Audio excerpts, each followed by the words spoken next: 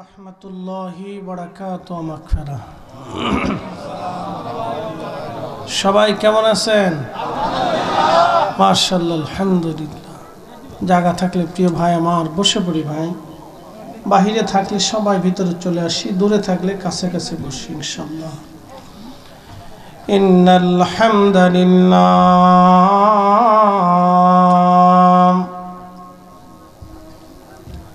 ইন্নাল হামদালিল্লাহি আসসালাতু ওয়াসসালামু আলা রাসূলিল্লাহি ওয়া আলা আলিহি ওয়া আসহাবিহি ওয়া আহলি বাইতিহি ওয়া আউলিয়াই মিল্লাহ।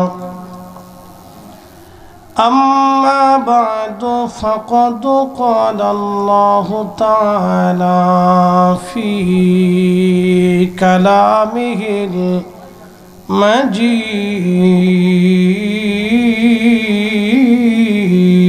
المجيد إذا السماء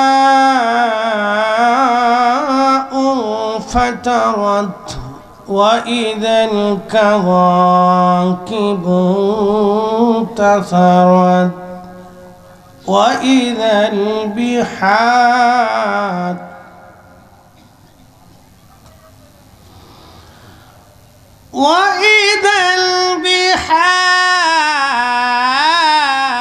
فجرت وإذا القبور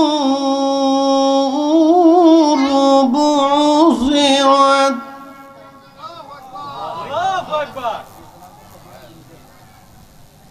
علمت نفس ما قدمت وأخرت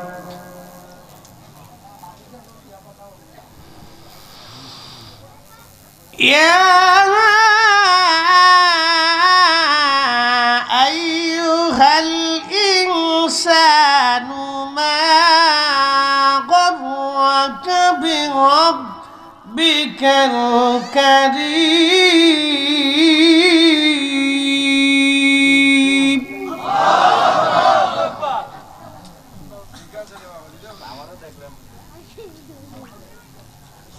الذي خلقك فسواك فعدلك في أي صورة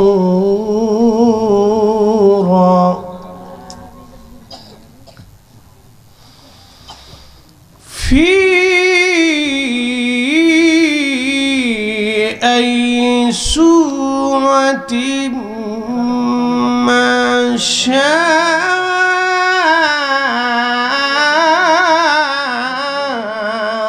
ركبك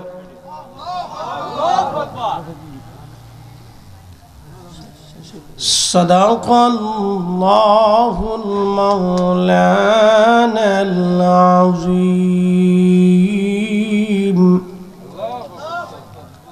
وصدق رسوله النبي الحبيب الكريم في شان حبيبه ومحبوبه إن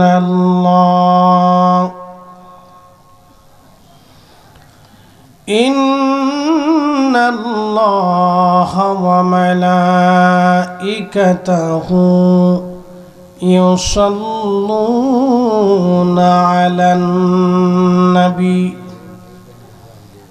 يا أيها الذين آمنوا صلوا عليه وسلموا تسليما اللهم صل على ما شاء الله الله أكبر وعلى آل سيدنا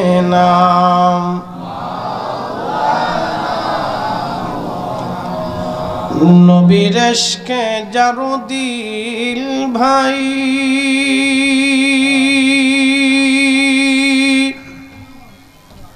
এ ভুবনে কাঁদে না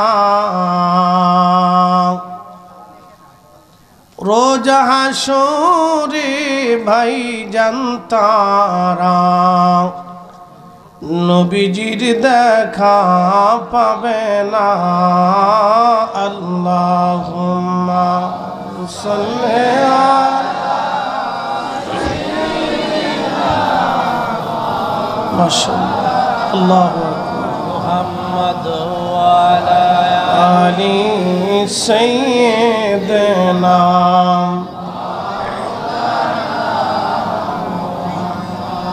বাড়ি বাড়ি করর এমন এ বাড়ি ঘর তোমার না যেই বাড়িতে শুইবারে মন কবর তাহার ঠিকানা আল্লাহুম্মা সাল্লি আহা মাশাআল্লাহ আল্লাহু আকবার মুহাম্মাদ ওয়ালা আলি সাইয়্যিদিনা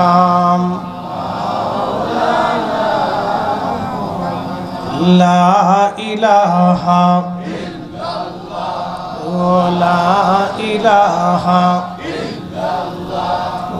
لا إله حسبي ربي جل الله ما في قلبي غير نور محمد بولي نور محمد بولي لا إله إلا الله لا إله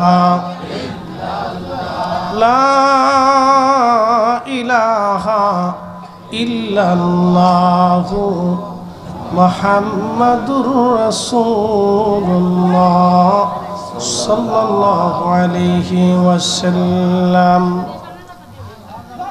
দারক যুব সমাজের উদ্যোগে সকল মুর্দেগান ইরসালে সমাব উপলক্ষে 12তম বার্ষিক ওয়াজ দোয়ার মাহফিলের সম্মানিত সভাপতি হযরত মাওলানা হাফিজ ফখরুদ্দিন চৌধুরী সাহেব মাদ্দাজিল্লাহুল আলী সাহেবজাদা ফুলতুলি সহ সভাপতি আলহাজ হযরত মাওলানা আব্দুল মুহিত সাহেব সহসভার বড়হাট আবু শাহ রহমাতুল্লাহ আলাইহি দাখিল মাদ্রাসা আজকের সম্মানিত আলোচক বৃন্দ আমার আগে আলোচনা করেছেন জনাব হযরত মাওলানা আব্দুল আহাদ জিহাদি ফেন্সুগঞ্জি সাহেব সিলেট জনাব হযরত মাওলানা পীরজাদা তাজুল ইসলাম বিপ্লবী সাহেব মাওলানা আসহাব আলী আনসারী সাহেব বিশেষ বক্তা মাওলানা আব্দুল হাই সাহেব সকল অতিথিবৃন্দ এলাকার গণ্যমান্য ব্যক্তিবর্গ সম্মানিত মুরব্বী কলিজার টুকরো যুবক পর্দানিশীল আমার সম্মানিত মা বোনেরা সকলের প্রতি মোবারকবাদ শুকরিয়া এবং সেজদা আসে আল্লাহর জন্যে যিনি অসংখ্য মানুষের ভিড়ে আমাদেরকে আজকের মাহফিলে আসার সুযোগ করে দিয়েছেন সেই জন্য আল্লাহর আসমানে একসাথে শুকরিয়া আদায় করে বলি আলহামদুলিল্লাহ। আমার আলোচ্য বিষয় হচ্ছে কিয়ামতের বিভীষিকা। আহা, সাবজেক্ট অত্যন্ত ইম্পর্টেন্ট, খুবই গুরুত্বপূর্ণ। আমাদের পৃথিবীতে অনেক ধর্ম আছে, খুব মনোযোগ দিবেন। হিন্দু ধর্ম, যেটাকে আসলে হিন্দু তো কোনো ধর্মের নাম না, সনাতন। সনাতন, জৈন, শিখ, মাজুসি, ইয়াহুদি, নাসারাদেরকে খ্রিস্টান বলা হয়। এরপরে বৌদ্ধ, আরও যত পৃথিবীতে অনেক অনেক ধর্ম আছে। প্রত্যেক ধর্ম এক একটা বিশ্বাস নিয়ে ধর্ম পালন করে। আমাদের মুসলিমদেরও কিছু বিশ্বাস আছে, যেমন সনাতনীদের বিশ্বাস হচ্ছে আবার আসিব ফিরে, ধানসিঁড়িটির তীরে, নবান্ন এ বাংলায় হয়তো শালিকের বেশে। তাদের বিশ্বাস হচ্ছে আমরা পৃথিবীতে আবার ফিরে আসব, হয়তো পাখির বেশে, না হয় পশুর বেশে আমরা পৃথিবীতে ফিরে আসব। এটা হচ্ছে তাদের এক ধরনের বিশ্বাস। আমাদের বিশ্বাসে হায়াত শেষ হয়ে গেলে মরতেই হবে এবং চলে গেলে ফিরে আসার আর কোনো ব্যবস্থা, একসাথে বলে, জোরে বলেন, ওয়ালা ইউআখিরাল্লাহু নাফসান ইযা জাআ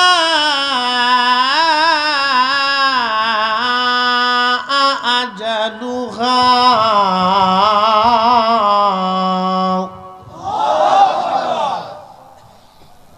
আজকে জুমার রাত। পৃথিবীতে যতগুলি দিন আল্লাহ দিয়েছেন, সাইয়্যিদুল আইয়াম, দিনের সর্দার। ইয়াহুদের নিচে শনিবার, খ্রিস্টানরা নিয়েছে রবিবার, আর আল্লাহ আমাদেরকে দিয়েছে শুক্রবার, জুমার দিন। পৃথিবীর কোন উম্মতকে আল্লাহ জুমা দেন নাই, আল্লাহ আমাদেরকে জুমা দিয়েছেন। শুধুমাত্র এই উম্মতকে আল্লাহ জুমা দিয়েছেন। জুমার শুধু একটু ফজিলত বলি। আপনি মসজিদে জুমার নামাজ পড়ার জন্য বাড়ি থেকে গোসল আদি করে পবিত্র হয়ে সুন্দর পোশাক পরে সুগন্ধি মেখে বের হবেন। ধীর স্থিরতার সাথে আপনি মসজিদে ঢুকবেন, আদবের সাথে ইমাম সাহেব হুজুরের কাছাকাছি বসবেন, চেষ্টা করবেন। খুব ধীর স্থিরতার সাথে খুতবা শুনবেন, ধীর স্থিরভাবে নামাজ পড়ে আবার পায়ে হেঁটে হেঁটে বাড়িতে আসবেন। সুনানুত তিরমিজিতে আল্লাহর হাবিব বলতেছেন, উম্মত প্রত্যেক কদমে কদমে 1 বছর করে ইবাদত করলে এবং 1 বছর ধরে রোজা রাখলে যে নেকি হবে, আমার উম্মতের আমলনামা শুধু জুমার জন্য মসজিদে যাইতে আসতে প্রত্যেক কদমে কদমে কদমে কদমে 1 বছরের নেকি আল্লাহ আমলনামায় লিখে দেবে।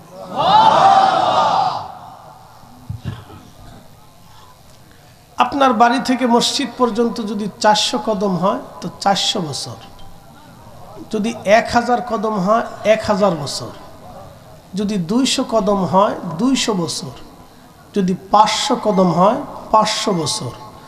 জুমা একদিন, কিন্তু সব হবে 500 বছরের, যে অন্য কোন নবীর উম্মতের ভাগ্যে জুটেই নেই। শুধু আমাদের নবীর উম্মত হওয়ার জন্য আল্লাহ এই মর্যাদা দিয়েছে। উম্মতের যদি এই মর্যাদা হয় তো রসুলের মর্যাদা কত? ওই নবীর ইজ্জতকে যারা ছোটখাটো করে দেখে, আমরা তাদেরকে কখনোই মেনে নিতে পারবো না। কথা বলেন ঠিক না বেটে?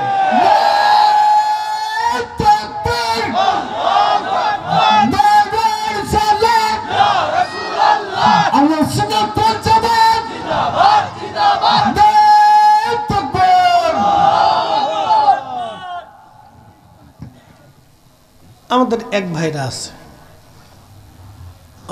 আমিন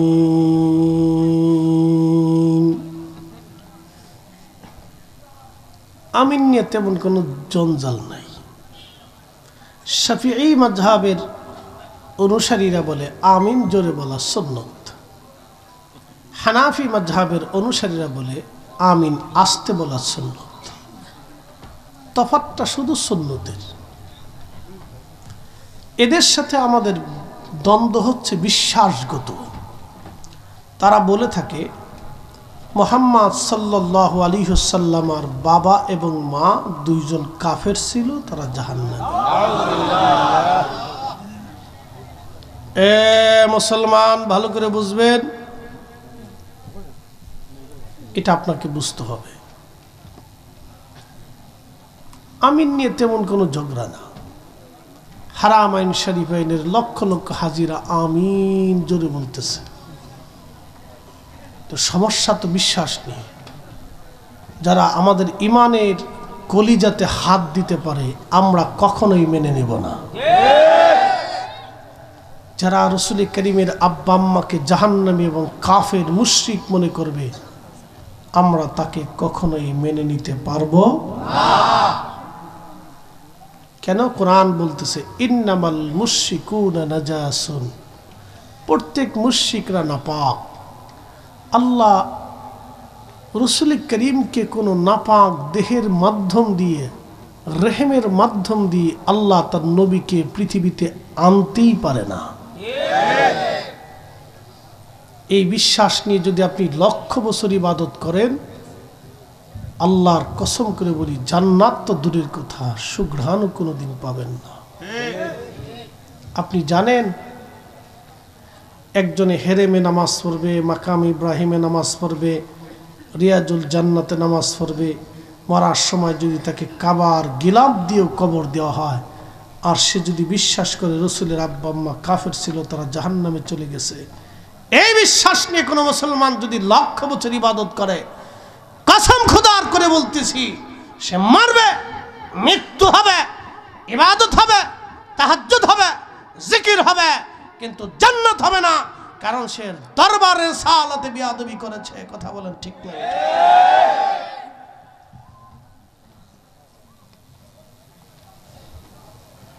আমার বিষয় দিয়েছেন হাসর। হাসরে চলে যাচ্ছি, কত কঠিন হবে তাদের জন্য হাসরটা একটু বুঝে যাবে।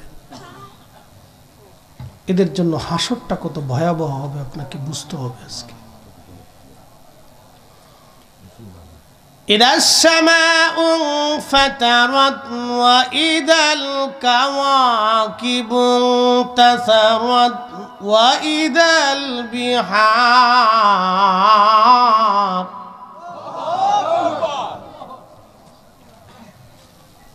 ইদাস সামাউ ফাতারাত, আসমান ভেঙে ভেঙে পড়তে থাকবে। আহা, কোথায় পালাবেন সেই দিন?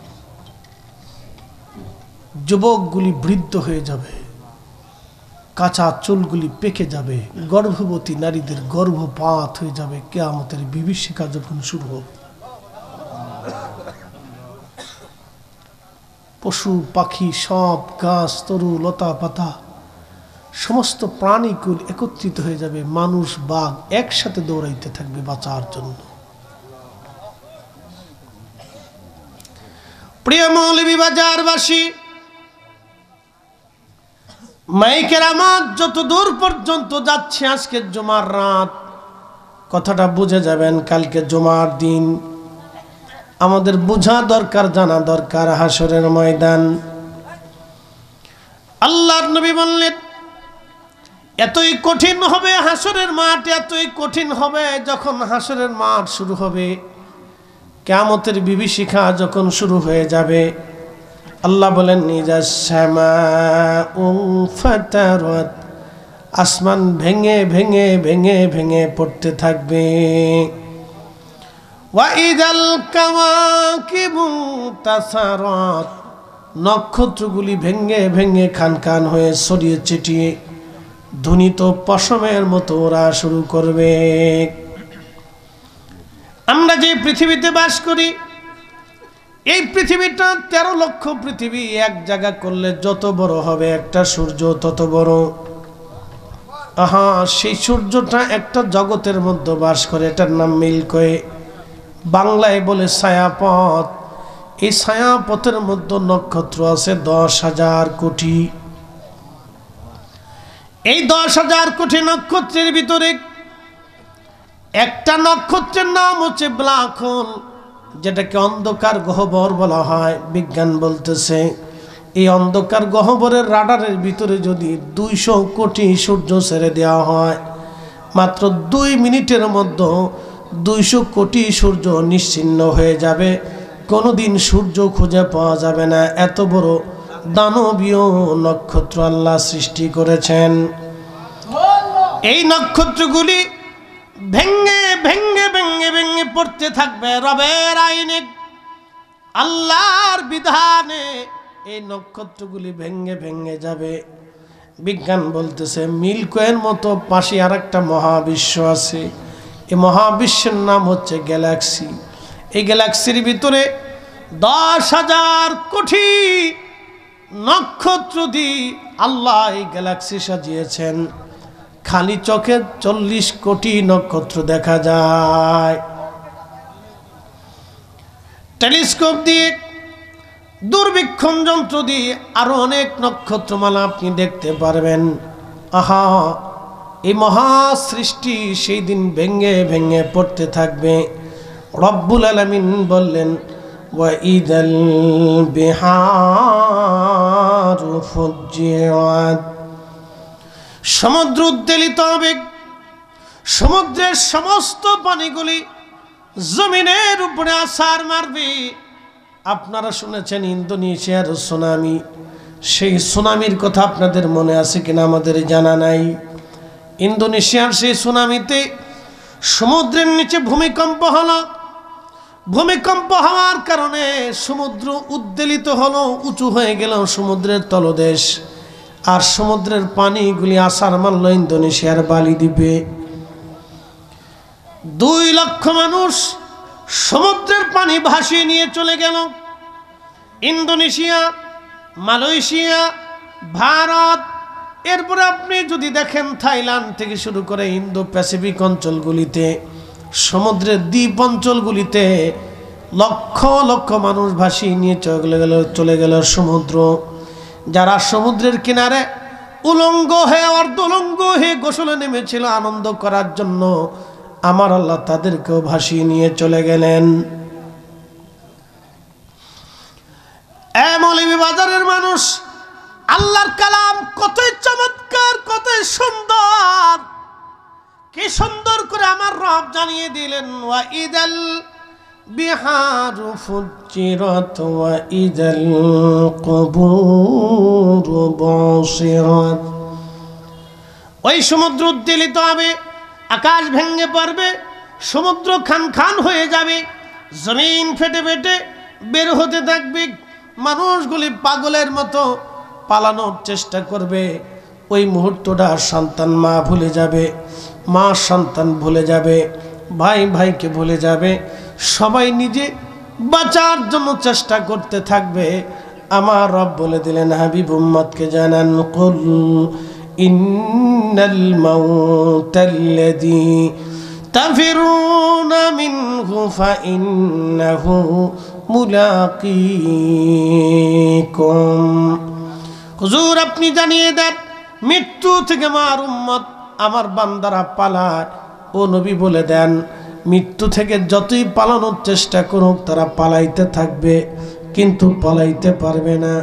এই মৃত্যু তার সাথে মোলাকাত করবে, এই মরণ তার সাথে দেখা করবে। মৌলভীবাজারবাসী খুব মনোযোগ দিবেন। এ মা বোনেরা, সময় কম, কথা হবে অনেক বেশি। বাজান আমার দিয়েছেন কিয়ামতের বিভীষিকা, বলে দিয়ে যাচ্ছি আজ আপনাদের। এই সময় বৃদ্ধ একেবারে বৃদ্ধ হয়ে যাবে, জোয়ান যারা যুবক থাকবে তারা বৃদ্ধ হয়ে যাবে, চুল দাড়িগুলি ভয়ে পেকে যাবে। কোনো নারীর যদি গর্ভে বাচ্চা থাকে, নবীজি বললেন কিয়ামতের এই বিভীষিকায় বাচ্চা বের হয়ে যাবে। কি কঠিন হবে সেই দিন, ভয়ে বাচ্চা বের হয়ে যাবে।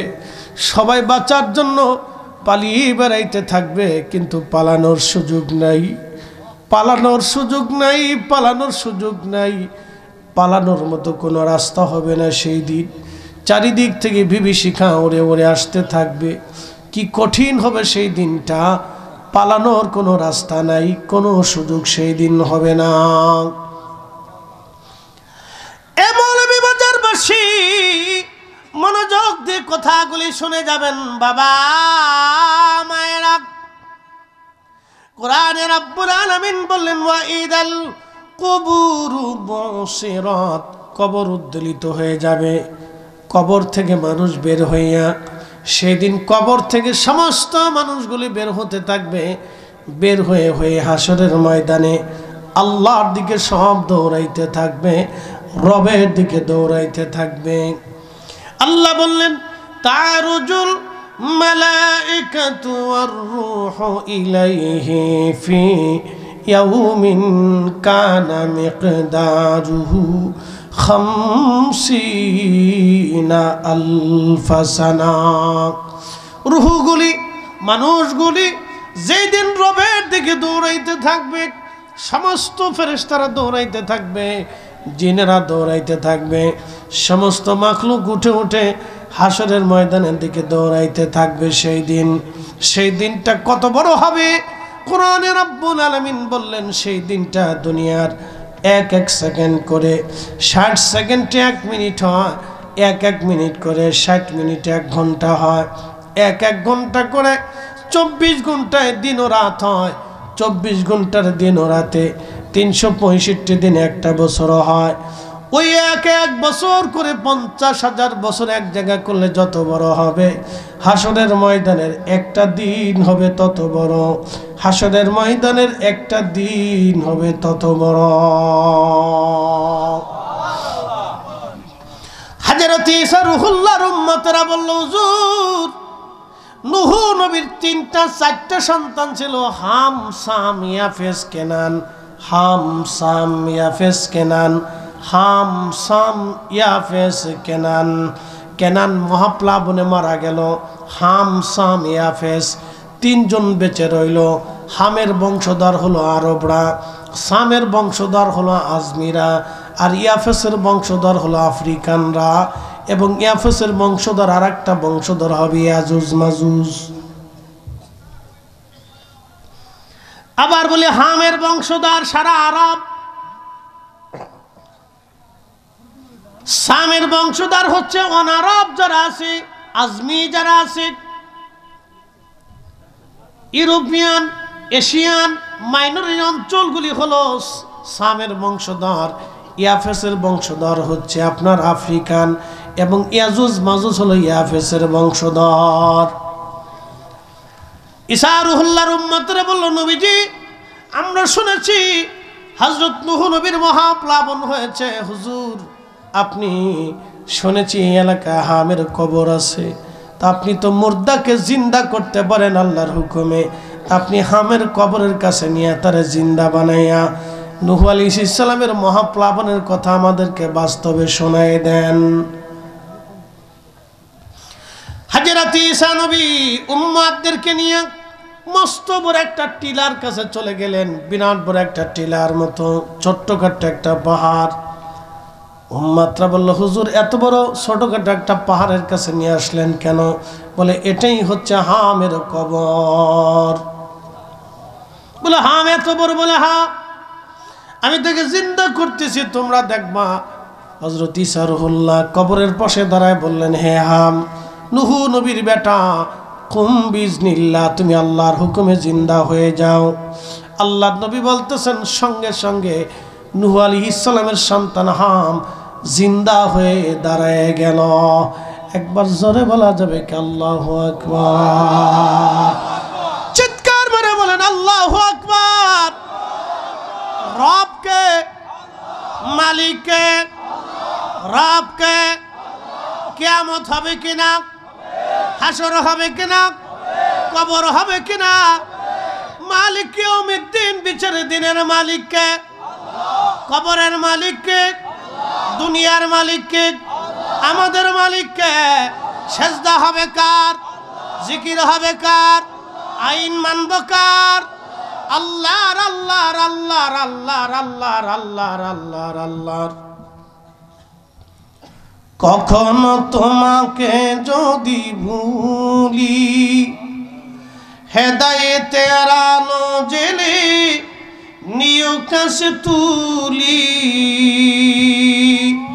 ঠাই দিও প্রিয়তম অগমহিয়ান, তুমি রহমান, তুমি মেহেরবান, অন্ধ গাহে না শুধু তোমারি গুণগান, বুঝেও বুঝে না তবু শান। তুমি রহমান, তুমি মেহেরবান।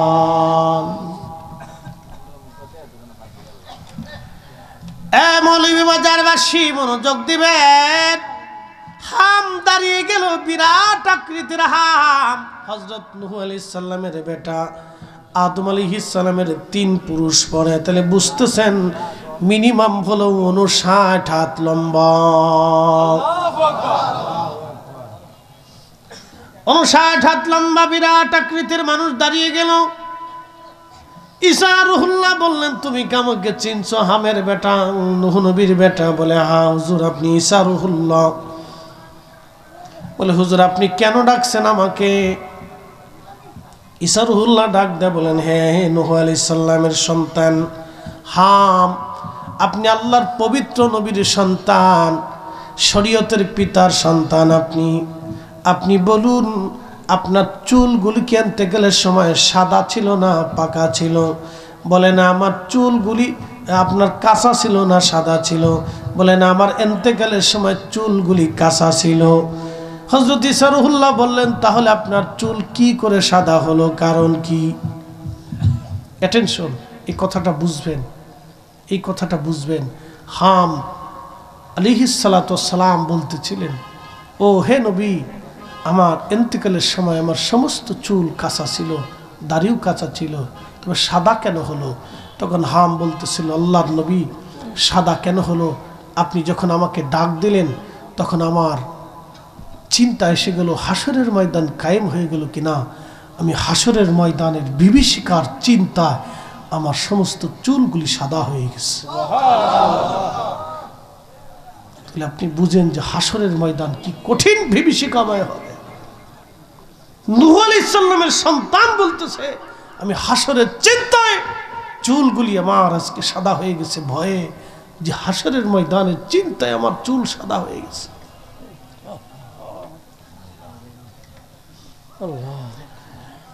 মৌলভীবাজারবাসী মনোযোগ দিবেন। সেই হাসরের দিন দুনিয়ার ৫০,০০০ বছর এক জায়গা করলে যত বড়, হাসরের একটা দিন হবে তত বড়। আমাদের দেশে মশা ১৫ দিন বেঁচে থাকে, অথবা ১ মাস বা তারও কম সময়। একটা মশা তারও কম সময় পর্যন্ত পৃথিবীতে বেঁচে থাকে। আমরা চিন্তা করি, এত অল্প সময়ের জন্য আল্লাহ মশাটাকে কেন বানাইলো? এত অল্প সময় মশাটা কেন বেঁচে থাকে? আপনি নিজেও জানেন না। আপনি হাসরের ময়দানের টাইম অনুযায়ী, একটা দিনের সময় অনুযায়ী আপনি মশার চাইতেও কম সময় বেঁচে থাকেন। এখন গড়ে হায়াত হচ্ছে ৬৫ বছর। হাসরের ময়দানের দিন হবে দুনিয়ার ৫০,০০০ বছরের সময়। যদি সেটা হয়ে থাকে, তাহলে ৬০ দিয়ে ৫০,০০০ বছরকে ভাগ দিয়ে দেখবেন যে হাসরের ময়দানের কয় মিনিট কয় ঘন্টা সময় পৃথিবীতে বেঁচে থাকে। হ্যাঁ শেষ, আপনি হিসাব করে দেখেন। এই সামান্য সময়ের জন্য জমি নিয়ে পারাপারি, টাকা নিয়ে কারাকারি, ক্ষমতা নিয়ে মারামারি, কি কথা কন না কেন? বাপরে বাপ, কি কারে মারতে পারে, কি কারে খাইতে পারে। জমিন খেকো, দোকান খেকো, বাড়ি খেকো, টাকা খেকো, খেকোর কোনো শেষ নেই। এদেশের বহু ভাই আছে বোনের জমি বুঝাই দেয় না, ২০ বছর পার হয়েছে। কি কথা কন না কেন? আবার মসজিদের কাতারে মাথায় টুপি দিয়ে প্রথম কাতারে যায় সুন্দর করে নামাজে দাঁড়া, শয়তান হাসে আর কয়, বাপরে বাপ, ওটা আমার চাইতে বড় সিটার।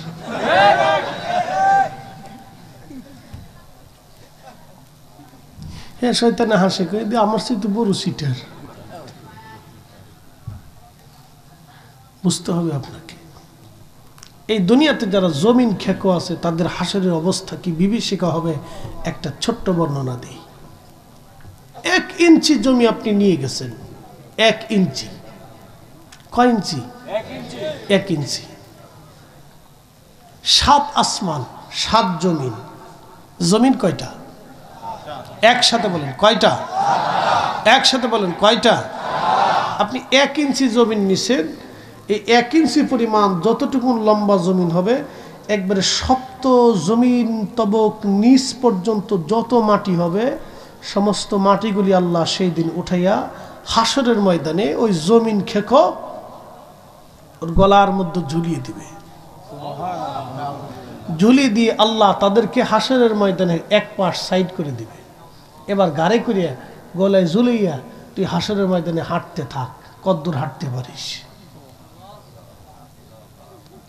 প্রিয় নবী বললেন, ও আমার উম্মত, তোমরা শুনে নাও, সেই দিন সমস্ত মানব জাতির হিসাব টানবে, সমস্ত ফেরেশতাদের হিসাব টানবে, সমস্ত জিনদের হিসাব টানবে, সমস্ত মাখলুকদের হিসাব টানবে।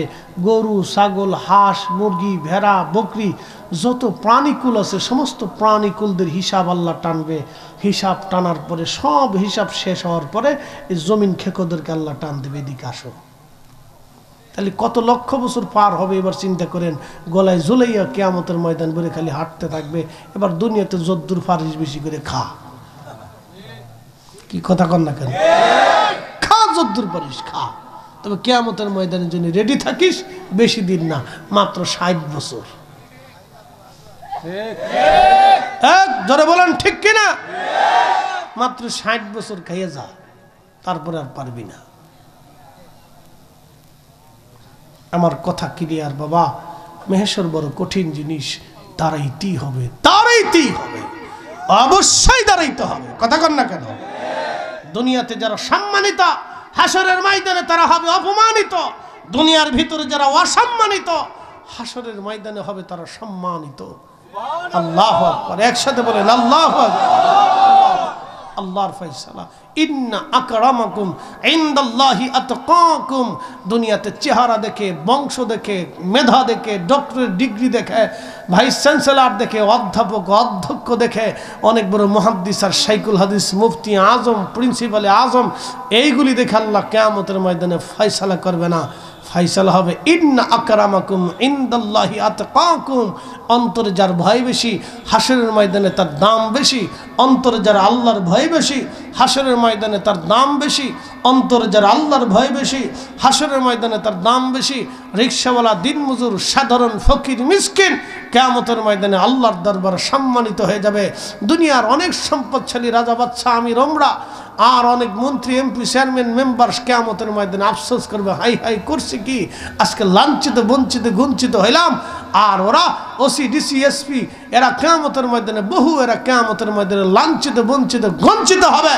যারা এসপি অফিসে একজন কৃষককে সেই দিন চেয়ার দেয় নাই, সেই কৃষক কিয়ামতের ময়দানে মাথায় নূরের তাজ পরে আসছে মোল্লার নিচে তারা বসে থাকবে। আর সেই ওসপি, ডিসি তারা কিয়ামতের ময়দানে ঘুষ খাওয়ার, সুদ খাওয়ার জন্য, আকাম্য অকাম্য, ফাসিকি, নারী, দুনিয়ার নিকৃষ্ট কাজ করার জন্য, মানুষ ঠকানোর জন্য কিয়ামতের ময়দানে তাদের গলার উপরে এই সমস্ত মাল ঝুলাই দিয়ে আল্লাহ কিয়ামতের ময়দান বেড়ে ঘুরাইতে থাকবে। একসাথে বলা যাবে না আল্লাহু আকবার। তাকবীর, আল্লাহু আকবার, নারায়ে রিসালাত, ইয়া রাসূলুল্লাহ, আহলে সুন্নাত ওয়াল জামাত, জিন্দাবাদ জিন্দাবাদ, জিন্দাবাদ জিন্দাবাদ, আহলে সুন্নাত ওয়াল জামাত, জহুর ইসলাম ফরিদি সাহেব জিন্দাবাদ। আল্লাহ আমাদের বুঝার তৌফিক দিক বলে না আমিন। আমিন। কঠিন হবে সেই দিন। গরিব মানুষ শোনেন, কমান যেত না, এটা কমাইলে আপনি যে কয়জন মানুষ এখানে দেখতেছেন আর বেটারা বিদেশে বয়ে বয়ে দেখে।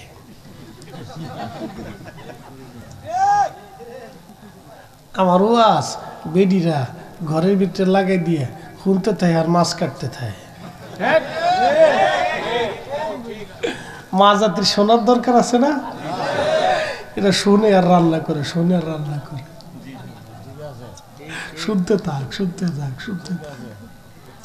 যত শুনবো তত বুঝবো, যত শুনবো তত বুঝবো। এগুলোর দরকার। আল্লাহ কবুল করুক বলে না আমিন। হ্যাঁ, শোনার দরকার। হোম মিনিস্টার যদি ঠিক হয়ে যায় তাহলে মনে করেন যে কাজ হয়ে যাবে। হোম মিনিস্টার চিনছেন? হোম মিনিস্টার, বাপরে বাপ, এই হোম মিনিস্টারের জন্য এসপিডিসিরা কত সুদ খায়, ঘুষ খায়, হারাম খায়, কাম খায়, কুকাম করে, ওর টাকা মারে।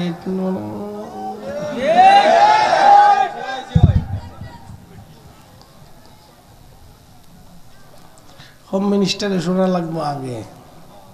হোম মিনিস্টার ঠিক, দুনিয়া ঠিক। ভাই ভাই ভাই ভাই কোনো ঝগড়া নেই, একসাথে ঘুমাচ্ছে, খাচ্ছে, ঘুমাচ্ছে, একসাথে ব্যবসা বাণিজ্য করতেছে। যখন বিয়ে করবে হোম মিনিস্টার ঘরে আসার পরে থেকে যুদ্ধ শুরু হয়ে যায়। আমার পরের তারিখের বিড়িরা দাওয়াত দিত না, মাছ করবো, আর এই কথা শোনার পরে আমার গাইলি দূর এই হুজুর দিয়ে বেশি সুবিধা না।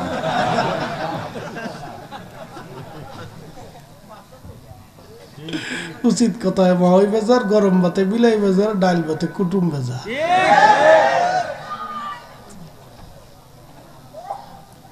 এই জন্য হোম মিনিস্টার ঠিক করতে হবে। প্রিয় উপস্থিতি, খুব মনোযোগ দিবেন। জুমার রজনী, যদিও আজকে জুমার রাত অত্যন্ত গুরুত্বপূর্ণ রাত, এটা সাইয়্যিদুল আইয়াম, দিনের সর্দার। আজকে রাতটাও রাতের সর্দার, সুন্দর রাত। কালকে জুমায় আপনারা আলোচনা শুনবেন। বাবাজি মৌলভীবাজারবাসী, সেই দিন জমিন খা করে আল্লাহ এইভাবে কিয়ামতের ময়দানে বিচার করবে। দুনিয়াতে যারা অবৈধভাবে সম্পদ রেখে গেল, যাকাত দিল না, সদকা দিল না, দান করলো না, কিয়ামতের ময়দানে এই সম্পদগুলিকে আমার আল্লাহ একত্রিত করে আমার রব আমার আল্লাহ সেই দিন সর্ব আকৃতি বানাইয়া ওই আল্লাহর বান্দার শরীরের মধ্যে পেঁচাই দিই, ওই সাপটা তার মুখের মধ্যে কামড়াইতে থাকবে। একটা কথা মনে রাখবেন, আমার রসুল জীবনে কোনোদিন একটা মিথ্যা কথা বলে নাই। ওয়াসাদাকা রাসূলুহুন নাবিয়্যুল হাবিবুল কারীম, আমার নবী যা বলেছে তাহা সত্য সত্য সত্য সত্য সত্য।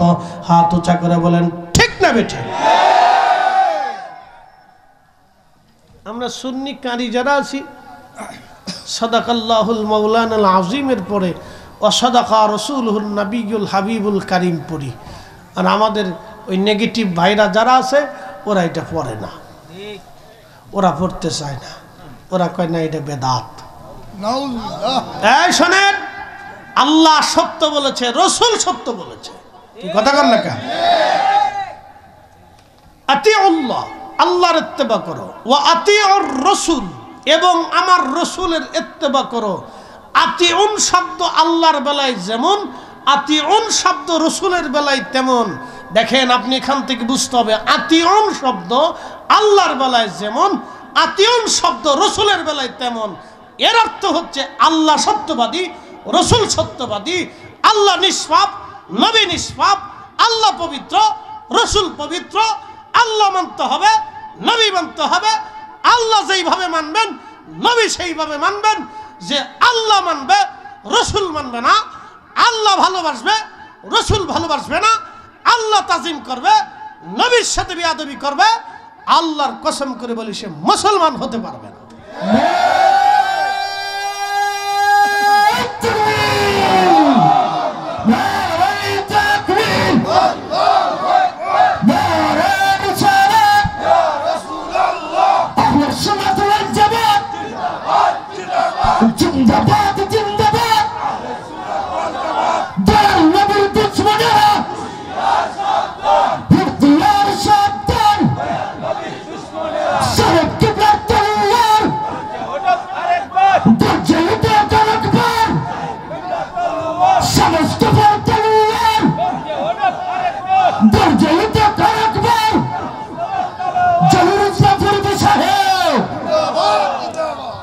আমাদেরকে বুঝার তৌফিক দিক, সকলে বলে না।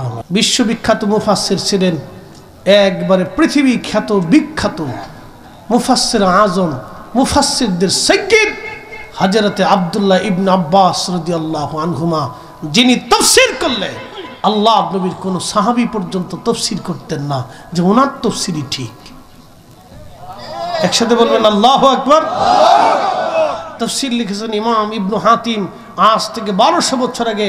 তফসিরে তবারি, তফসিরে কুরতুবি, মাআলিমুত তানজিল, তফসিরে বাগাবি, তফসিরে আবু সাউদ, তফসিরে ইবনু কাসির, তফসিরে নাসাফি, তফসিরে দুররে মানসুর, এরকম তফসিরে মাজহারি, এর হলো বিশ্ববিখ্যাত মুফাসসির। তফসিরের কিতাব ছিল তাদের। 3 কোরআনের আয়াত মুখস্থ করে হয়েছে আন্তর্জাতিক বিশ্ববিখ্যাত মুফাসসির। ইস, ভাব নিছে কি একবারে। আইসে ওয়াজ করে কুলিন না মানা বাশার মিসলিকুম, রাসূল আমাদের মতো আল্লাহ বলে দিছে। উনি কি বুঝছে? ইস, বুঝছে কি? এত বুঝছে। আল্লাহ রাসূলের সাহাবীরা বলতেন মান্না আলাইনা বিকা ইয়া রাসূলুল্লাহ, আপনি আল্লাহর পক্ষ থেকে আমাদের জন্য নিয়ামত। আল্লাহ নিজে বলে দিলেন লাকাদ মান্নাল্লাহু আলাল মুমিনিন, রাসূল মুমিনদের জন্য নিয়ামত। আল্লাহ কোরআনে বলে দিলেন ওমা আরসালনাকা ইল্লা রাহমাতাল লিল আলামিন, तमाम কুল কায়নাতের জন্য আপনি রহমত। একসাথে বলা যাবে না আল্লাহু আকবার। তাফসীরে মুফাসসির কোরআন হচ্ছে বিশ্ববিখ্যাত। এটা আমরা কইলে কবি যে দেখো আমাদেরকে হিংসা করে। আরে বেটা, তুমি রাসূলের ইজ্জতকে ছোট করে দেখবা আর তোমরা আমরা বসে বসে আঙ্গুল চুষবো নাকি? কি কথা কন না কেন? আমরা কি বসে বসে আঙ্গুল চুষবো?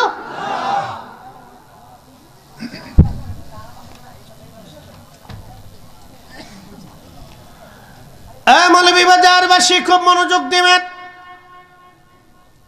হাসার কত বেশি কামাই হবে আপনাদেরকে শোনায় দিয়ে যায় আমার রব। ওই যারা দুনিয়াতে অর্থবিত্ত সম্পদ অবৈধ পন্থায় যারা রুটি রুজি করে গেল, একটা কথা মনোযোগ দিয়ে কথা শুনবেন। আল্লাহর সিদ্ধান্তের বাহিরে একটা ভাতের দানা আপনি বেশি খেতে পারবেন না। কি কথা কন না কেন? বিশ্বাস আছে না নাই? তাহলে যারা সুদ করে, ঘুষ করে, আকাম করে, ওয়াকাম করে, অন্যায়ভাবে সম্পদ রুটি রুজি করে, তারা আল্লাহর সিদ্ধান্তের বাহিরে খেতে পারে না, খেতে পারে না, খেতে পারে না। আমার এক ক্লাসমেট ছিল, তার আপন মামা কাস্টম অফিসার তৎকালীন সময়ে। তখন আমি আলেমে পড়ি, আজকের কথা না, প্রায় পাকিস্তান আমলের কথা। তো খুব বড় চোখ দিয়ে তো আমরা দুইজনে একদিন বসে বসে গল্প করতে করতে কয়, দোস্ত এই আমি মামার বাসায় ঢাকাত গেছি, তো মামা দুনিয়ার কামের বেডি দিয়ে সুন্দর করে দুনিয়ার খাবার রান্না করছে, নানান পদ। তো টেবিলে বসে আমি ভাগ্নে আলেম মাদ্রাসায় পড়ি, তো মামা খুব আদর করে খাওয়াচ্ছে। তো মামা আমি খাচ্ছি আর মামা কান্দে। ওকে মামা কান্দেন কেন? কান্দতেছি ভাগ্নে রে, তুই কেমনে কেমনে খাস আর আমি চাই চাই দেই। মামা আপনি খান না কেন? ডাক্তার নিষেধ করছে, এটা সমস্যা, এটা সমস্যা, ডায়াবেটিস, হার্ট প্রেশার, পুষে এইটাই সমস্যা, এইটা খাওয়া যেতে না, খালি কচু শাক খাইতে হইব। দোস্ত হাসের কয়, আমি মামার কইলাম মামা টেবিলের নিচ দিয়ে কত ঘুষ টুস নিয়ে ঢাকায় 4, 5টা 8টা 10টা বাড়ি বানাইছেন, এত কিছু করলেন, আল্লাহ আপনারে খাইতে দিল না।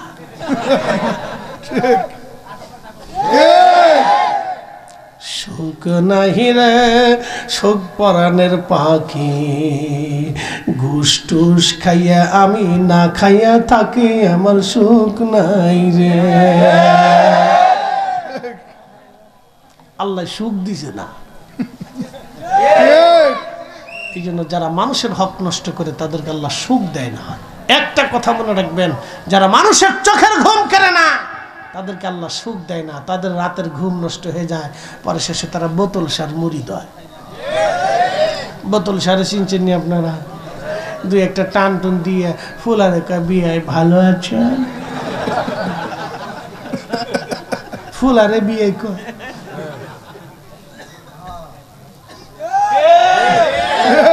সুখ নাই, সুখ নাই, সুখ নাই। আল্লাহ আমাদেরকে অনেক সুখে রাখছে। জোরে বলেন, জোরে বলেন, জোরে।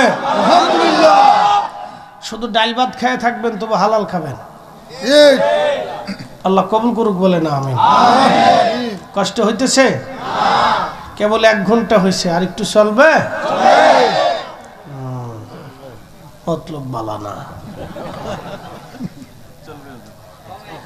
খুব মনোযোগ দিবেন, হাসরের মাঠে নিয়ে চলে যাই। এই সমস্ত রক্ত খেক, জমিন খেক, মানুষের ঘাম নষ্ট করা, অর্থ গরিবের হক নষ্ট করা, এই সমস্ত ব্যক্তিদের সম্পদগুলি সেই দিন গলার মধ্যে সর্ব বানাইয়া গলার মধ্যে লটকিয়ে দেওয়া হবে। এই সাপগুলি মুখের মধ্যে কামড় দিয়ে সমস্ত মুখের গোশতগুলি, চামড়াগুলি ছিঁড়ে নিয়ে চলে যাবে, আবার গোশত হবে, আবার কামড়াবে। নবীজি বললেন, আমার উম্মত তোমরা শোনো, একবার না দুইবার না, একবার কামড় যদি দেয় 40 বছর পর্যন্ত বিষের ক্রিয়া শরীরের মধ্যে যন্ত্রণা চলতে থাকবে। এত কঠিন হবে সেই দিন। আল্লাহর নবী ডাক দিয়ে বলেন, উম্মত রে, সেই দিন জিন জাতির হিসাব হবে, ফেরেশতাদের হিসাব হবে। বুঝতে পারতেছেন, ফেরেশতার একটা দুইটা ফেরেশতা না, কোটি কোটি বিলিয়ন ট্রিলিয়ন কোটি কোটি কোটি কোটি, কত কোটি হবে আমাদের জানা শোনার বাইরে। আপনার কম্পিউটার ল্যাপটপে যদি আপনি কোটির হিসাব ধরেন তো কোটির সংখ্যা শেষ হয়ে যাবে, কিন্তু ফেরেশতার সংখ্যা শেষ হবে না, ঠিক কিনা? এই সব ফেরেশতাদের হিসাব আল্লাহ নেবেন। তাহলে বুঝেন হাসরের মাঠ কত বড় হবে, কত দিন টাইম হবে। আল্লাহ নবী বলেন, ফেরেশতাদের হিসাব হবে, জিন জাতির হিসাব টানবে, মানব জাতির হিসাব টানবে, গরু ছাগলের হিসাব হবে। বলে হুজুর আবার কি কইলেন, গরু ছাগলের হিসাব দিয়ে কি হবে? উত্তর পাড়ার গরু দক্ষিণ পাড়ার গরুর সাথে মারামারি করছিল, সেই দিন গরুটা মামলা করবে, আল্লাহ আমার উত্তর পাড়ার গরুতে মারছিল, আমি বিচার চাই। আল্লাহ বলবে, তোমার যেমনে গুতাইছিল তুমি আমনে গুতাও, তুমি ওইভাবে মারো। একবার জোরে কান আল্লাহু আকবার। কুত্তা আছে না, কুত্তা, এই আপনাদের এলাকার নাম হলো দ্বারক না, দ্বারক। তো দ্বারকের ওই পাশে ধরেন কুসুমবাগ, ওই আশেপাশের ওই শহরের দেখবেন এই এলাকার কুত্তার এক গ্রুপ আছে, ওই এলাকার কুত্তার আর এক গ্রুপ আছে, গ্রুপের আবার লিডারও আছে, ঠিক আছে না ভাই? গ্রুপ ধরে থাকে, সীমানা নিয়ে খুব বিরাট যুদ্ধ করে ওরা, খুব খামড়া খামনি ধমকা ধমকে, হাই হাই হাই আসবি না, কিন্তু সাবধান, আমাদের এলাকার ভিতর তোরা আসবি না। বিরাট এলাকা নিয়ে যুদ্ধ হয়, ওরা এই এলাকায় ঢুকতে দেয় না, ওরা এলাকায় ঢুকতে দেয় না। ঠিক আমাদের দেশে এরকম কিছু ফুলাফান আছে, দেখবেন ফুলাফান, এটার নাম ওই যে কি জানি হিরোইন সিনা রংবাস নতুন নতুন হয়েছে, এই এলাকার ফুলাফান ওই এলাকায় ঢুকতে দেয় না, ওই এলাকার ফুলাফান এই এলাকায় ঢুকতে দেয় না। কি কথা কন না, একবারে কুকুরের মতো কথা ক্লিয়ার করে ফেললাম আপনি, বাংলা আওয়াজ আর কি। তো খুব মনোযোগ দিবেন। তো দুই কুত্তার গ্রুপে খুব ফিটাফিটি হয়, খুব মারামারি হয়, কিন্তু জেলখানাও নাই, শালীর দরবার নাই, আদালতও নাই। কুত্তায় মারামারি করে, কিন্তু এক কুত্তা আর এক কুত্তারে কিন্তু জানে মেরে ফেলাই দেয় না। কি কথা কন না কেন? কিন্তু মানুষে মানুষে মারামারি করলে এক মানুষ আর এক মানুষে খুন করে। তারপরে মানুষ এখনো মানুষ হইতে পারে নাই। কি কথা কন না কা? মানুষ হইয়া ভবেতে আসিয়া মানুষের করিলাম কি।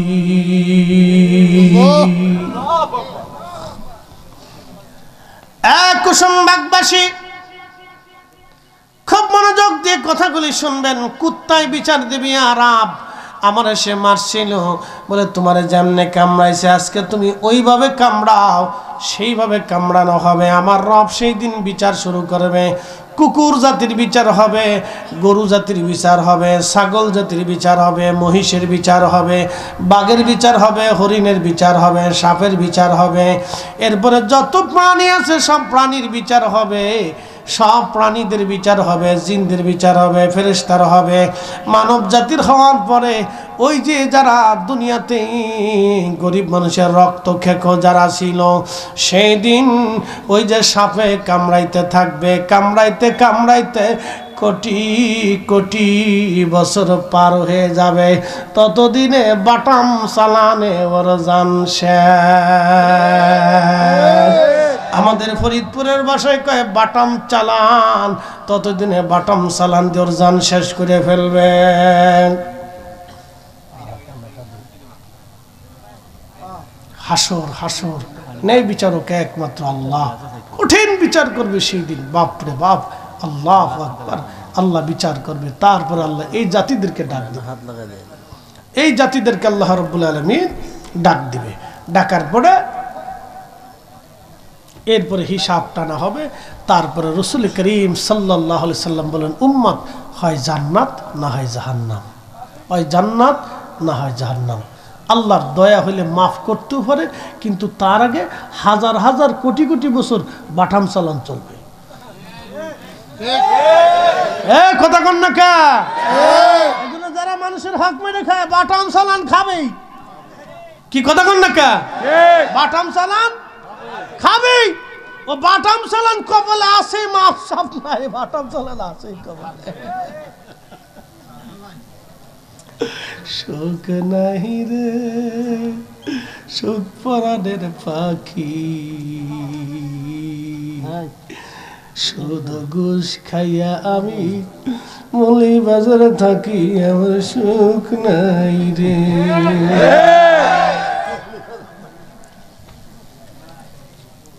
সুখ নাই। একটা কথা আজকে মনে করাই দিই বন্ধু, আপনাদেরকে রাত্র বেশি বিধায় একটু মোহাব্বতের রসিকতার ভিতরে নিয়ে আসছি, যাতে সচেতন থাকেন। কিন্তু এই কথা তো রসিকতার কথা না, কথা হৃদয়ের কথা। আজকে বলে দিয়ে দেয়, ভাই আমার কবরে চলেই যেতে হবে। কথা ঠিক আছে না ভাই? তো কবরে নামানোর আগে আল্লাহ নবী সাহাবীদেরকে ঋণ পরিশোধ করাইতেন। সাহাবীরা তোমরা ঋণ পরিশোধ করো, আমার এই সাহাবীকে কবরে দেওয়ার আগে ঋণ মওকুফ করাও। কে কে ঋণ পাবে নবীজি ডেকে ডেকে তার ঋণগুলি পরিশোধ করাইতেন। আর আপনি যদি আজকে মরে যান, তো মরে যাওয়ার পরে বউ কানবে, ও জরিনার বাপ তুমি থাকলে আমার আর কোনো চিন্তা ছিল না রে জরিনার বাপ। আমার কি হবে, আমার হবে কি, আরে আমার কি হইল, আমার কি হবে রে। কাঁদতেছে, খালি কান্দে, ওনার কি হবে। রহিমের বাপ যে ঋণ করে থুয়ে গেছে, ঋণ মাফ করানোর কোনো দান্দা নাই, খালি ওনার কি হবে এই চিন্তা। কি কথা কন না কা? দুনিয়াতে যদি এটা হয় তা হাসরে কি হবে, বুঝে যাওয়াটা জরুরি। ছেলে কানবে, আব্বা তুমি থাকলে আমার আর কোনো চিন্তা ছিল না, আব্বা তুমি চলে গেলা, আমারও পরীক্ষার ফি আছে, এটা আছে সেটা আছে, বিদেশ যাব, কেমনি টাকা পয়সা গুছাবো আব্বা, ওরে আব্বা রে তুমি থাকলে আবার আমার কি হবে আব্বা। ফুলা হ্যাঁ তার নিজের চিন্তায় কান্দে, কিন্তু বাপের ঋণ মওকুফ করে না। এই জন্য বলে দিয়ে যাই, জমি বিক্রি করে হলেও ঋণ পরিশোধ করে দিয়ে তারপরে কবর যাবেন। নিজের বাসা নিচে বাসা নাকি? আপনার ছেলের রিজিক আপনার হাতে না, আপনার ছেলের রিজিক আল্লাহর হাতে, আপনার মেয়ের রিজিক আল্লাহর হাতে, আপনার স্ত্রীর রিজিক আল্লাহর হাতে। আপনি মরে যাওয়ার পরেই তারা বাজার করবে, তারা ব্যবসা করবে, তারা রুজি করবে, তারা খাবে, তিন বেলায় খাবে, তিন বেলায় খাবে। আপনি মরার পরেও তারা খাবে। কি কথা কন না কেন? কে খাওয়াবে? কে খাওয়াবে? আমি দুনিয়াতে আসার পরে আমার রব আমার জন্য রিজিক বরাদ্দ করে পাঠিয়েছে। কি কথা কন না কেন? একটা কুকুর ছানা পৃথিবীতে আসার আগে আল্লাহ তার রিজিক বরাদ্দ করেছে। বাংলাদেশের সারা পৃথিবীতে 800 কোটি মানুষের জন্য জাতিসংঘ আছে, ইউনেস্কো আছে, ফিনুস্কো আছে, বিশ্ব ব্যাংক আছে, এইটা আছে সেটা আছে, খাদ্য অধিদপ্তর, খাদ্য নিরাপত্তা, খাদ্য গুদাম। বাংলাদেশের প্রত্যেক জেলায় জেলায় জেলায় জেলায় উপজেলায় খাদ্য গুদাম, এ গুদাম সে গুদাম, এটা সেটা এত কিছু আছে। কুত্তার লেগে কোনো খাদ্য গুদাম নাই, কুত্তার কোনো জাতিসংঘ নাই, কোনো ব্যাংক নাই, অ্যাকাউন্ট নাই, কিচ্ছু নাই। ও খা, ওরে খাওয়াই কে? জোরে বলেন, আরো জোরে। বিড়ালের খাওয়াই কে? খালি খাওয়া প্রেসিডেন্টের কোলের ভিতরে লয়ে খাওয়া। কি কথা কর না কেন? ডক্টর ইউনূসের ঘরের ভিতরে নিয়ে খাওয়া।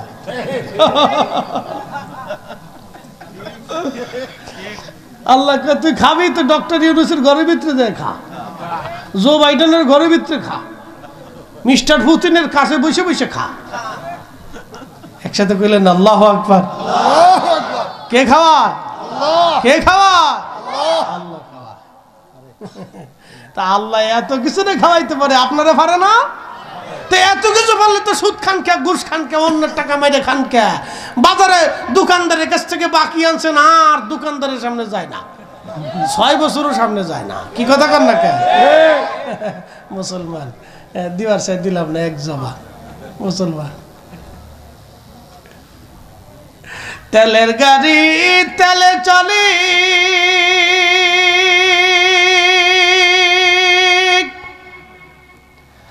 হাওয়ার গাড়ি হাওয়ায় উড়ে, বিনা তেলে চালাই গাড়ি নবী সুলাইমান। আমরা সেই মুসলমান, ঠিক কিনা? মসজিদে জুতায় ছাড়ি দেয়, ভালো জুতা পাইলি চুরি করে। আমার এক র্যাবের অফিসার আমার দাওয়াত দিতেছি এই ঝাইজামালার আগে আর কি। দাওয়াত দিতে আসার পরে এই চিন্তা করছে হুজুরের কাছে যায় নামাজটা পড়ে। তা আমার মসজিদে এসে আমার কাছাকাছি বসে নামাজ পড়ছে। তো দাওয়াত টাওয়াত দেওয়ার পরে কয় আমি বের হয়ে মাদ্রাসাতে আসবো আবার। তো মাদ্রাসাতে আসতেছি, পিছন পিছন এসে কয় হুজুর কাজ হয়ে গেছে। বললাম কি? আমার জুতা চুরি হয়ে গেছে।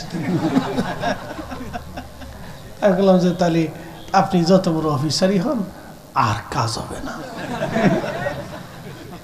আমি বললাম যে জুতা পাইতে স্যার তাহলে গুলিস্তান চোরাই মার্কেটে চলে যান, ভাগ্য থাকলে পাইলে পাইতেও পারেন, কিন্তু টাকা দিয়ে কিনে আনতে হবে। পরে এক সিরা জুতা কোথায় পাইছে এটা পাই দিয়ে গেছে, তাওয়ালা।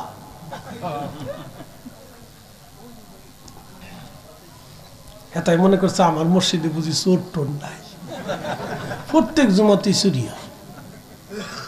এই যে ওয়াজ করি চোরে কি আর ধর্মের কাহিনী শুনে? গিরিল কাইটিয়ে তারপরে ওই কি কয় আপনার আলমারি 3 তালা কাইটিয়ে তারপরে চোরে মসজিদের থেকে চুরি করছে। কি চোরের চোর? মুতল্লিকা হুজুর একটু দোয়া করেন যাতে আল্লাহর হেদায়েত দেয়, টাকা পয়সা ফেরত দিয়ে যায়। আমি বললাম যে গিরিল কাটছে 3 তালা কাটছে এরপরে মসজিদের টাকা চুরি করছে, আমি যতই দোয়া করি কাম হবে না। চোর খালি নাকি হলো 23 চোর, মানে আন্তর্জাতিক খ্যাতি সম্পন্ন চোর ওর। আচ্ছা মসজিদের জুতা মসজিদের টাকা কি চুরি করে নিলে কুত্তাই লয়? মানুষই লয়ে যায়। এরাও মানুষ, তার অর্থ হচ্ছে তারা মানুষ হতে পারে নাই। যারা এই হোটেল ব্যবসায়িক দেখবেন অনেকেই, আল্লাহ মাফ করুক সবাই না, কিছু হোটেল ব্যবসায়ী আছে ঢাকাতে নামি দামি, ওরাই মরা মুরগি নিয়ে চালাই দেয়। যারা মরা মুরগি নিয়ে চালায় দেয় বলেন ও মুসলমানের হিসাব পরে করেন, ও কি মানুষ হইছে? খাসির গোশের বদলে কুত্তার গোশত চালায় দেয়। আহা, যারা খাসির গোশের বদলেতে কুকুরের গোশত চালায় দেয়, আল্লাহর কসম করে বলি মুসলমান তো পরের হিসাব করেন, ও তো মানুষই হয় নাই। কি কথা কর না কেন? যে সন্তান তার বাবা মাকে ধমক দেয়, গালি দেয়, রাগ করে, আপনি মুসলমানের হিসাব পরে করেন, ও মানুষই তো হয় নাই। কথা কর না কেন? মানুষের হিসাব আগে করে, মানুষ হয়েছে কিনা। মুসলমানের হিসাব পরে করেন, মানুষ হয়েছে কিনা।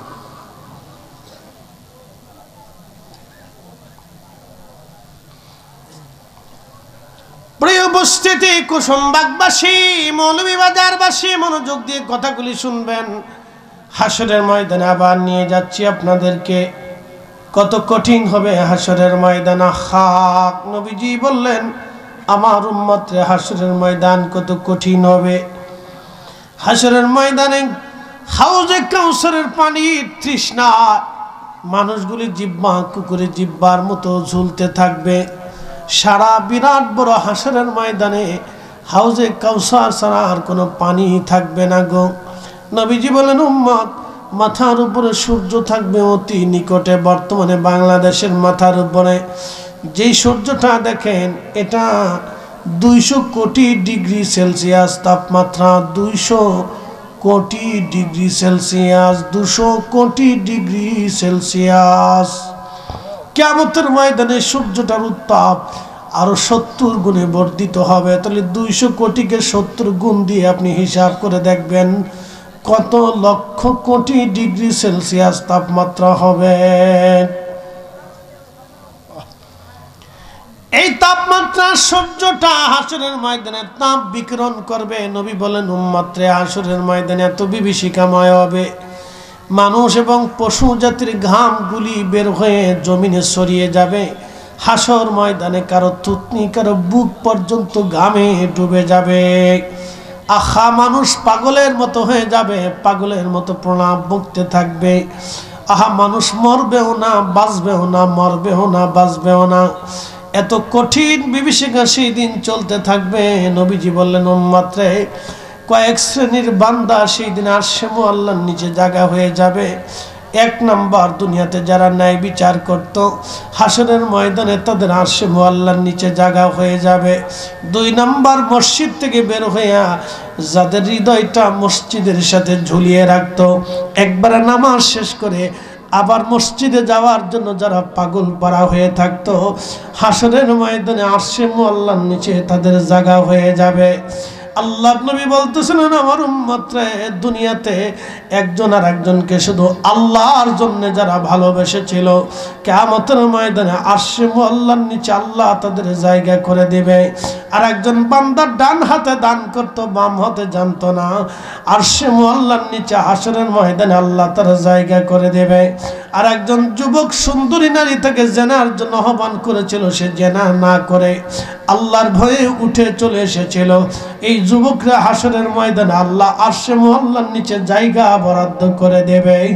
একবার জোরে বলা যাবে কি মারহাবা।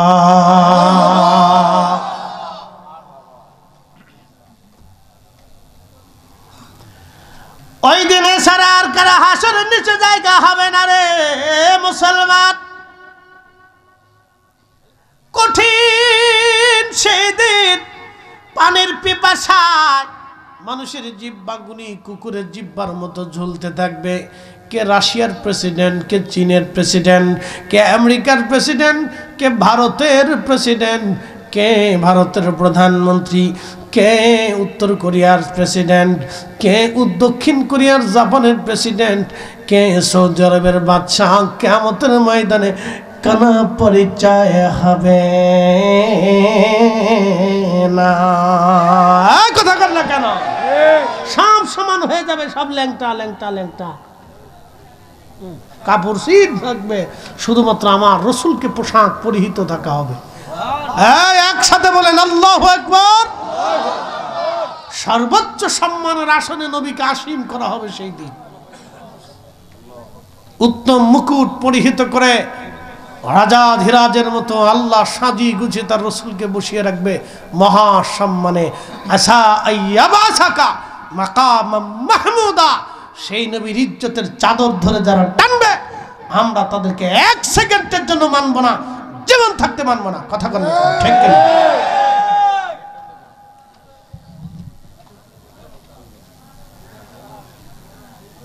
মৌলভীবাজারবাসী মনোযোগ দিয়ে শুনে যাবেন।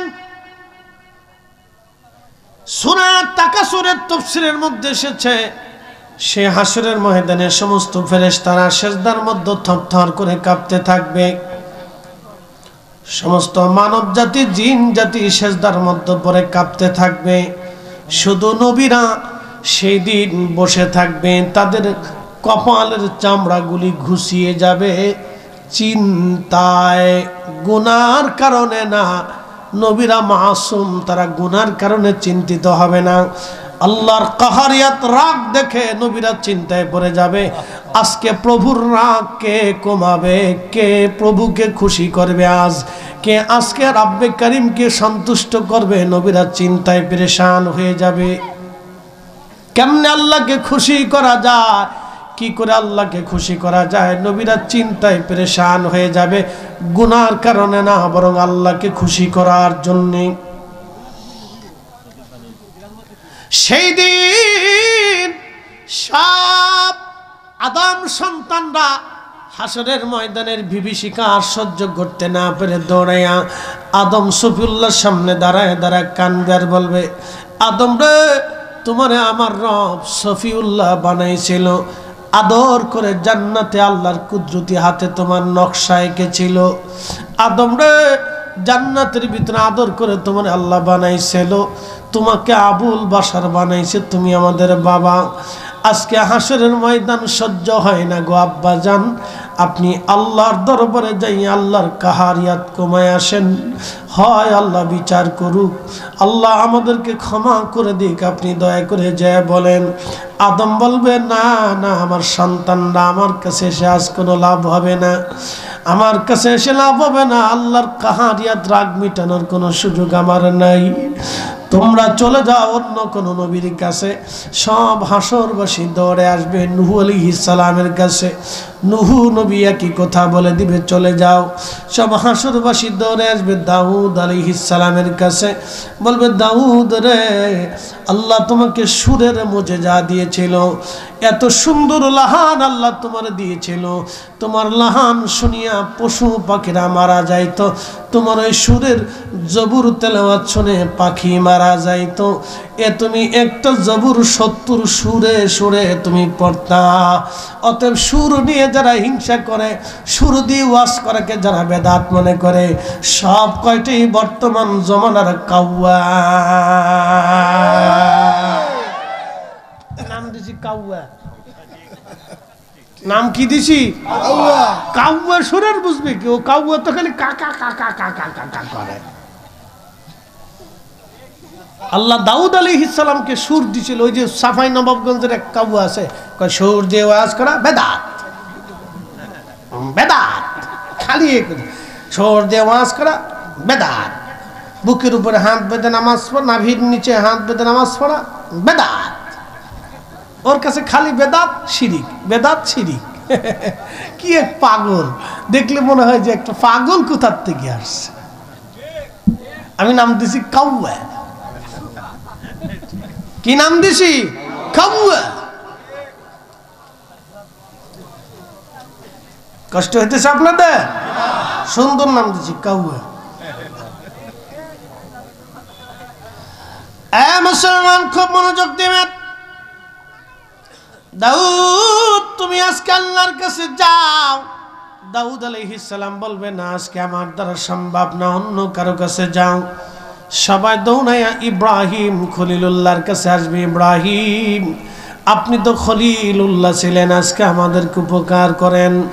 ইব্রাহিম বলবে না, তোমরা অন্য কারো কাছে যাও, আমার দ্বারা আজকে সম্ভব হবে না। সবাই দৌড়াইয়া মুসা কালিমুল্লাহর কাছে আসবে।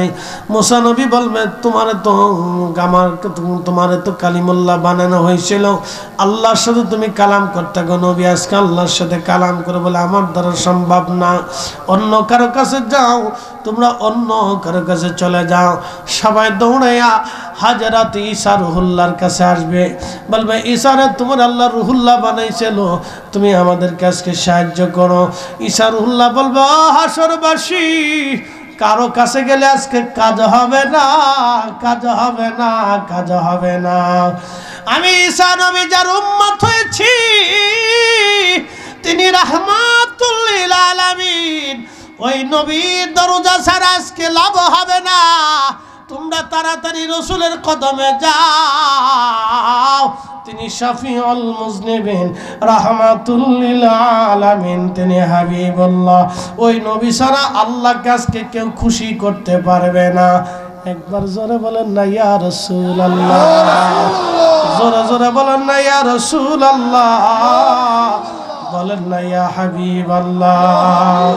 শ্রেষ্ঠ নবী দিলাম রে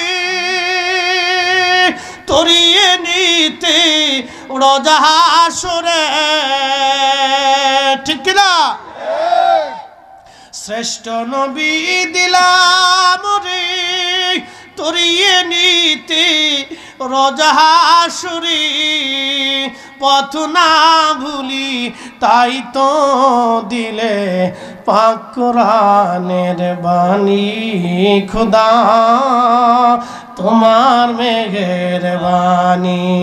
সুন্দর ফুল সুন্দর ফল, মিঠা নদীর পানি, খোদা তোমার মেহেরবানি।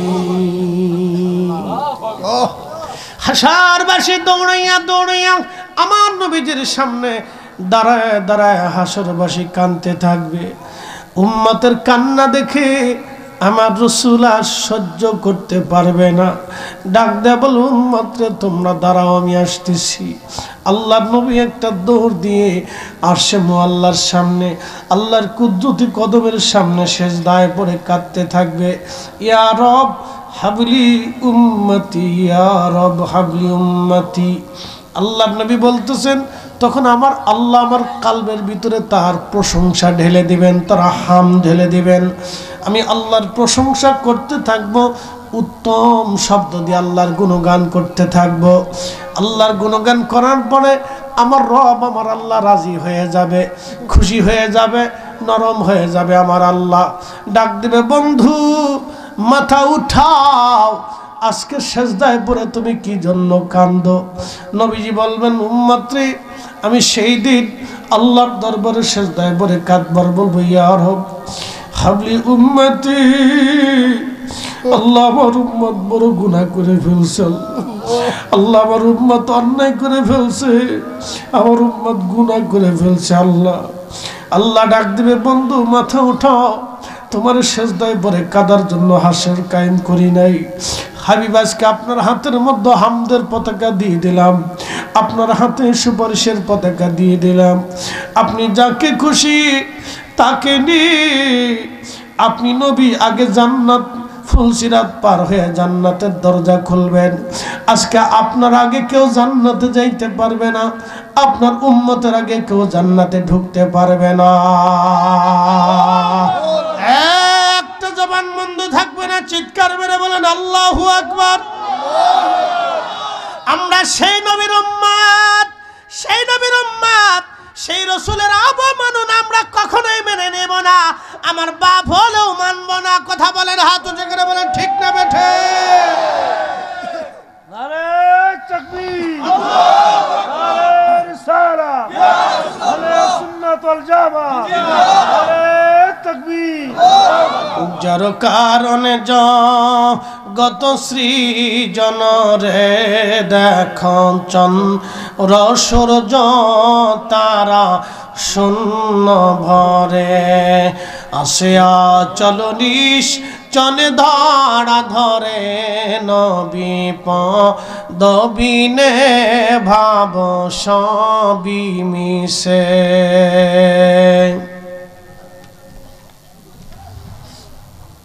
আল্লাহ ডাক দেবে, বন্ধু উঠেন, আপনি যাকে খুশি তাকে নিয়ে জান্নাতে চলে যান। আমি ওয়াদা করেছিলাম, ওয়ালা সাউফা ইউতিকা রাব্বুকা ফাতারদা।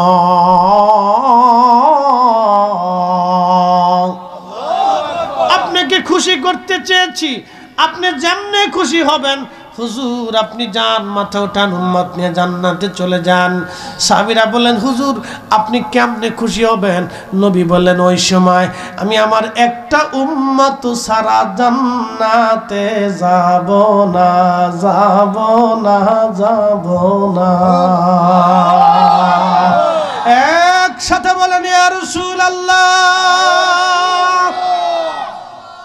ওই নবীর দুরূদ আমরা ছাড়ব না? জোরে বলেন না, আরো জোরে না। জোর হয় না কেন? জোরসে বলো, আরো জোরে। ও বেদাতের ফতোয়া নিয়ে গাট্টি বুকসা বাইন্দা কম্বল মোড়া দিয়ে খেতার নিচে নিয়ে শুয়ে থাকো, ওই বেদাতের ফতোয়া দেখার টাইম আমাদের নাই। আমরা ঘরে ঘরে নবীর দুরূদ সালাম চালু করার জন্য মিলাদ মাহফিল, কোরআন খতম চালু রাখতেই হবে। হাত উঁচা করে বলেন, হাত উঁচা করে বলেন, দু হাত উঁচা করে বলেন ঠিক না বেঠে?